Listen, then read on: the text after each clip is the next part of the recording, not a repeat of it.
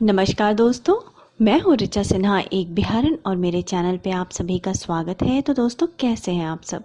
ये बताने के लिए जल्दी से मेरे कमेंट बॉक्स में जय माता दी लिख दीजिए। माता रानी आप सभी की सारी मनोकामनाएं पूर्ण करें। दोस्तों, आज हम बात करने वाले हैं निर्जला एकादशी व्रत से संबंधित। ज्येष्ठ माह के शुक्ल पक्ष की एकादशी को निर्जला एकादशी कहते हैं और इसको साल की सबसे बड़ी एकादशी माना जाता है। ऐसी मान्यता है कि निर्जला एकादशी व्रत को करने से साल की सभी एकादशी व्रत करने के बराबर फल की प्राप्ति होती है। तो दोस्तों, आज हम बात करेंगे कि इस साल अर्थात 2020 में निर्जला एकादशी का व्रत किस दिन रखा जाएगा, इसकी तिथि और पारण का शुभ मुहूर्त क्या है, साथ ही निर्जला एकादशी का महात्म क्या है, पूजा की विधि और नियम क्या है, इस दिन आप किस मंत्र का जप करें। निर्जला एकादशी का व्रत अगर आप किन्हीं कारणों से नहीं कर पाते हैं तो भी आप ये साल की सबसे बड़ी एकादशी हाथ से न जाने दें। इस दिन आप कौन से छोटे छोटे उपाय कर सकते हैं, किस प्रकार से पूजा कर सकते हैं कि आपको भगवान विष्णु और माता लक्ष्मी की संपूर्ण कृपा प्राप्ति हो, घर में सुख समृद्धि की वृद्धि हो, मनोकामना पूर्ति हो। तो चलिए शुरू करते हैं। इससे पहले अगर आपने अभी तक मेरे चैनल को सब्सक्राइब नहीं किया है तो इस प्रकार के तमाम ज्ञानवर्धक जानकारियों के लिए आप मेरे चैनल को सब्सक्राइब कर लीजिए। वीडियो अच्छा लगता है तो लाइक कर दीजिए और फैमिली एंड फ्रेंड्स के साथ शेयर कर दीजिए। अधिकतर लोग ये जानते होंगे कि हर माह में 2 बार एकादशी तिथि पड़ती है, एक कृष्ण पक्ष में और दूसरी शुक्ल पक्ष में। ज्येष्ठ माह के शुक्ल पक्ष में आने वाली एकादशी व्रत को निर्जला एकादशी या भीमसेनी एकादशी के नाम से जाना जाता है। धार्मिक मान्यताओं के अनुसार इस एकादशी को साल में पड़ने वाली 24 एकादशियों में सर्वश्रेष्ठ माना जाता है। और दोस्तों, इस साल निर्जला एकादशी का व्रत 2 जून मंगलवार के दिन किया जाएगा। ऐसी मान्यता है कि जो भी व्यक्ति निर्जला एकादशी का व्रत पूरी भक्ति भावना से नियम पूर्वक करते हैं, उन्हें साल के 24 एकादशी व्रत करने के समान फल की प्राप्ति होती है। निर्जला एकादशी का व्रत अन्य सभी एकादशी के व्रतों से कठिन होता है क्योंकि इसमें आहार के साथ साथ पानी का भी त्याग करना पड़ता है। निर्जला एकादशी व्रत में एकादशी तिथि के सूर्योदय से लेकर के द्वादशी तिथि के सूर्योदय तक ना ही अन्न ग्रहण किया जाता है और ना ही जल ग्रहण करने का विधान है। भरी गर्मी में आने वाले इस एकादशी व्रत में बिना जल के रहना पड़ता है, इसलिए इसे निर्जला एकादशी कहते हैं। चूंकि निर्जला एकादशी का व्रत बहुत कठिन माना जाता है, इसलिए इस व्रत का फल भी अधिक होता है। लेकिन दोस्तों, इसका अर्थ यह बिल्कुल भी नहीं है कि अगर आप निर्जल नहीं रह पाते हैं तो आप ये एकादशी का व्रत नहीं करें। आप फलाहार करके भी इस एकादशी के व्रत को ज़रूर करें, अपने शक्ति अनुसार करें। अगर आप प्रेग्नेंट हैं, बीमार हैं, तो भी इस दिन सात्विक भोजन करके इस वीडियो में बताए गए उपायों को करके भगवान विष्णु की विधिवत पूजा अर्चना करके इस एकादशी व्रत का लाभ जरूर उठाएं। इसे हाथ से बिल्कुल भी ना जाने दें। दोस्तों, अगर आप एकादशी व्रत करने की सोच रहे हैं तो इसके नियमों का पालन आपको एक दिन पहले से ही करना पड़ता है। एक दिन पहले ही आप सर धो के नहा लें, पवित्र हो जाएं, अपने आचरण को शुद्ध रखें, ब्रह्मचर्य का पालन करें और सात्विक भोजन करें। किसी पे क्रोध ना करें, किसी की चुगली ना करें, झूठ ना बोलें। दशमी तिथि की रात्रि को भोजन ना करें, आप शाम को ही भोजन कर लें, 5-6 बजे भोजन कर लें। रात्रि में भोजन ना करें ताकि आपके पेट में अन्न का एक भी दाना न रह जाए। रात्रि में सोने के पूर्व अच्छे से ब्रश या दातून करके सोएं। रात्रि को भगवान विष्णु का नाम लेते हुए, उन्हें प्रणाम करते हुए प्रार्थना करें कि वो आपको इतनी शक्ति प्रदान करें कि आपकी एकादशी का व्रत सफल हो। अब दोस्तों, जिस दिन आपका व्रत है अर्थात एकादशी तिथि को सुबह सवेरे जल्दी उठें, नित्यकर्म से निवृत्त होकर के स्नान आदि करके साफ स्वच्छ वस्त्र धारण करें। दोस्तों, नहाने के जल में इस दिन थोड़े से गंगा जल और काले तिल मिला के स्नान करें। ऐसी मान्यता है कि इस प्रकार से स्नान करने से शरीर के साथ साथ आत्मा की भी शुद्धि होती है। और स्नान के पश्चात भगवान सूर्य नारायण को इस दिन जल अवश्य दें। और सूर्य को जल देने के पश्चात अब आपको भगवान विष्णु की षोडशोपचार से विधिवत पूजा करनी है। इसके लिए जहाँ पे आपका पूजा का स्थान है उस स्थान को आप साफ कर ले। वहाँ पे एक चौकी पे पीले रंग का कपड़ा बिछा करके भगवान विष्णु और माता लक्ष्मी की एक मूर्ति या फोटो स्थापित करें। अब चौकी के सामने एक आसन बिछा करके बैठ जाएं। इस प्रकार से बैठें कि पूजा करते वक्त आपका मुख पूर्व दिशा की ओर हो। अब भगवान विष्णु और माता लक्ष्मी का हाथ जोड़ करके ध्यान करें। उनसे ये आग्रह करें कि वो आपके घर में पधारें, आपकी पूजा स्वीकार करें और पूजा का शुभ फल प्राप्त हो, ऐसी आप पर कृपा करें। उसके बाद आपको भगवान विष्णु को स्नान कराना है। पहले गंगा जल से स्नान कराएं, फिर पंचामृत से स्नान कराएं। दोस्तों, भगवान विष्णु की पूजा में पंचामृत जरूर तैयार कर लें। पंचामृत तैयार करने के लिए गाय के कच्चे दूध में थोड़ा सा दही, शुद्ध घी, शहद और शक्कर मिलाकर के पंचामृत तैयार कर लें। इससे भगवान विष्णु को स्नान कराएं। उसके बाद फिर से शुद्ध जल अर्थात गंगा जल मिले हुए जल से स्नान कराएं। भगवान विष्णु को टीका, चंदन, हल्दी, कुमकुम अर्पित करें। पीले रंग के पुष्प अर्पित करें, वस्त्र अर्पित करें, उनको धूप दीप दिखाएं। जो प्रसाद आपने लिया है वो अर्पित करें। ऋतु फल अर्पित करें। केला अर्पित करें, ऋतु फल के रूप में अति उत्तम होता है। उसके बाद आप पान अर्पित करें। इस प्रकार से पूजा करने के पश्चात आप एकादशी व्रत करने का संकल्प लेना है। हाथ में थोड़े से पुष्प, गंगा जल, 1 रुपए का सिक्का, दुर्वा लेकर के एकादशी व्रत करने का संकल्प लें। मन ही मन अगर आपकी कोई मनोकामना है उसे कहें। भगवान आपकी पूजा सफल करे, ऐसी आप प्रार्थना करें।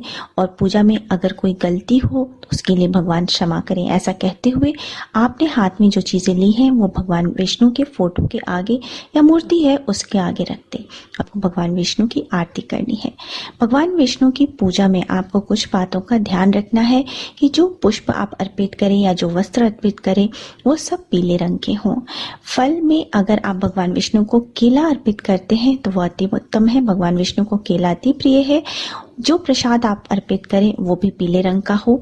साथ ही आप भगवान विष्णु की पूजा में तुलसी दल का प्रयोग जरूर करें। तो एकादशी के दिन तुलसी नहीं तोड़ी जाती है तो उसको आप एक दिन पहले ही तोड़ के रख लें और तुलसी का प्रयोग आप भगवान विष्णु की पूजा में जरूर करें। इस प्रकार से पूजा करने के बाद आपको एकादशी व्रत की कथा सुननी होती है। भगवान विष्णु के मंत्रों का जप करना होता है कम से कम 108 बार अर्थात 1 माला ओम नमो भगवते वासुदेवाय मंत्र का जप अवश्य करें। इस दिन आप विष्णु सहस्त्र नाम का भी पाठ कर सकते हैं। इस दिन आप पुरुष सूक्त का जप कर सकते हैं और इसके बाद आपको भगवान विष्णु की आरती करनी है और क्षमा प्रार्थना करना है। और इस प्रकार से पूजा करने के पश्चात आपको सारे दिन जो है आप भगवान विष्णु का नाम लेते रहें। अपने आचरण को पवित्र रखें, क्रोध ना करें, झूठ ना बोलें, किसी को कटु वचन ना बोलें। शाम के समय आपको पुनः भगवान विष्णु की आरती करनी है, उन्हें भोग अर्पित करना है। एकादशी में दोस्तों रात्रि जागरण का भी बहुत ही महत्व बताया गया है। तो हो सके तो रात्रि जागरण करें, भजन कीर्तन करते रहें, भगवान का नाम लेते रहें, मंत्रों का जप करते रहें।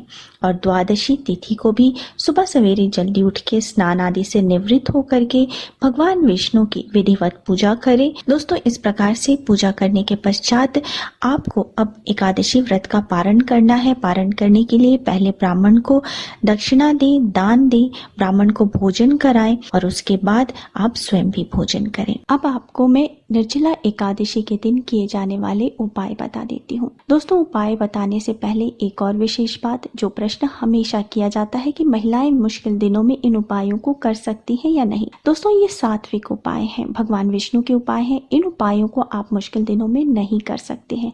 इन उपायों को पूर्ण रूप से पवित्र होकर के स्नान करके साफ स्वच्छ वस्त्र धारण करके ही करें।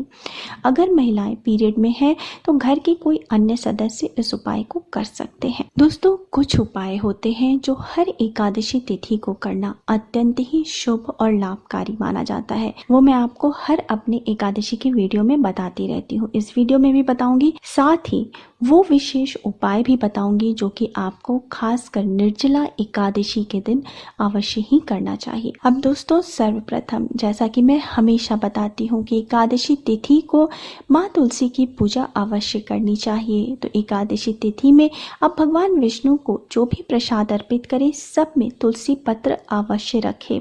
एकादशी तिथि की सुबह में भगवान विष्णु की पूजा के उपरांत या पहले आप तुलसी में जल अवश्य अर्पित करें, तुलसी की परिक्रमा करें, माता तुलसी की प्रार्थना करें और निर्जला एकादशी के शाम को माता तुलसी के सामने गाय के घी का एक दीपक प्रज्वलित करें। तुलसी की 11 बार परिक्रमा करें। परिक्रमा करते हुए ओम नमो भगवते वासुदेवाय मंत्र का उच्चारण करते रहें। दोस्तों, ये बहुत ही सरल छोटा सा उपाय है परंतु अत्यंत कारगर सिद्ध होता है। जो भी व्यक्ति हर एकादशी को इस उपाय को दोहराते हैं उनके घर में सुख समृद्धि की वृद्धि होती है, धन आगमन के नए रास्ते खुलते हैं और घर में किसी भी प्रकार का संकट नहीं आता। भगवान विष्णु और माता लक्ष्मी की संपूर्ण कृपा बनी रहती है। दोस्तों, निर्जला एकादशी को भी भगवान विष्णु की पूजा करते वक्त पीले रंग के पुष्प, पीले प्रसाद, पीले फल और पीले पुष्पों की माला भगवान को अर्पित करें। अगर आप ये उपाय किसी मंदिर में करते हैं तो सर्वोत्तम है।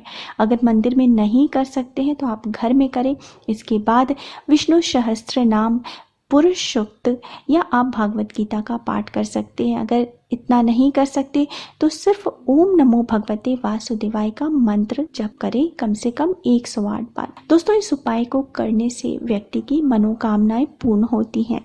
दोस्तों, एकादशी तिथि के दिन किए गए दान का भी अत्यधिक महत्व बताया गया है। ऐसी मान्यता है कि एकादशी तिथि को दान करने से कई गुना ज्यादा फल की प्राप्ति होती है। तो दोस्तों, एकादशी तिथि को अपनी सामर्थ्य अनुसार दक्षिणा अर्थात पैसों का, अनाज का, फल सब्जियों का, कपड़ों का दान अवश्य करें।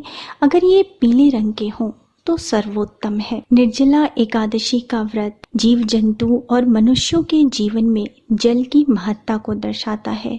तो दोस्तों, निर्जला एकादशी के दिन जल के दान का भी अत्यधिक महत्व बताया गया है। मंदिरों में आप जल से भरे मटके रख सकते हैं, वहाँ कुछ ग्लास रख दें ताकि आने जाने वाले व्यक्ति जो इस गर्मी में प्यास से परेशान हो उस जल को ग्रहण करके, ठंडे शीतल जल को ग्रहण करके तृप्ति प्राप्त करें। दोस्तों, निर्जला एकादशी के दिन आप अपने घर के छत पर जल से भरा पात्र और थोड़े से अनाज पक्षियों के लिए अवश्य रख दें। खासकर ज्येष्ठ मास जब गर्मी अपनी चरम सीमा पे होती है, ये काम आप प्रतिदिन कर सकते हैं। अपने घर के दरवाजे पर या गलियों में जहाँ भी संभव हो पानी से भरा एक मटका जरूर रख दें। राहगीरों के लिए कुछ ग्लास रख दें ताकि आने जाने वाले व्यक्ति उस पानी को पी के तृप्ति प्राप्त कर सके। दोस्तों, इस दिन मीठे जल का दान अर्थात शरबत का दान करना, राहगीरों को, गरीबों को, प्यासे लोगों को जल पिलाना बहुत ही पुण्यदायक माना गया है। इससे अक्षय पुण्य की प्राप्ति होती है। दोस्तों, इस दिन आप मटके, सुराही का दान भी कर सकते हैं। अब व्रत की तिथि और पारण का शुभ मुहूर्त जान लेते हैं। निर्जला एकादशी का व्रत ज्येष्ठ माह के शुक्ल पक्ष की एकादशी तिथि के दिन किया जाता है और इस साल अर्थात 2020 में निर्जला एकादशी का व्रत रखा जाएगा 2 जून मंगलवार के दिन। एकादशी तिथि प्रारंभ हो जाएगी 1 जून सोमवार के दोपहर के 2:57 से और ये रहेगी 2 जून के दोपहर के 12:04 तक। और दोस्तों, पारण का शुभ मुहूर्त 3 जून को सुबह के 5:23 से लेकर के 8:10 के बीच में है। इस बीच में आप अपना पारण संपन्न कर सकते हैं। द्वादशी तिथि समाप्त हो जाएगी 3 जून को सुबह के 9:05 पर। तो दोस्तों, उम्मीद है आपको मेरा आज का वीडियो पसंद आया होगा। अगर वीडियो पसंद आया है तो वीडियो को लाइक कर दीजिए, फैमिली एंड फ्रेंड्स के साथ शेयर कर दीजिए और मेरे चैनल को सब्सक्राइब करना मत भूलिए। अब मिलते हैं अगले वीडियो में। तब तक स्वस्थ रहिए, सुरक्षित रहिए और अपना बहुत बहुत ध्यान रखिए। जय माता दी।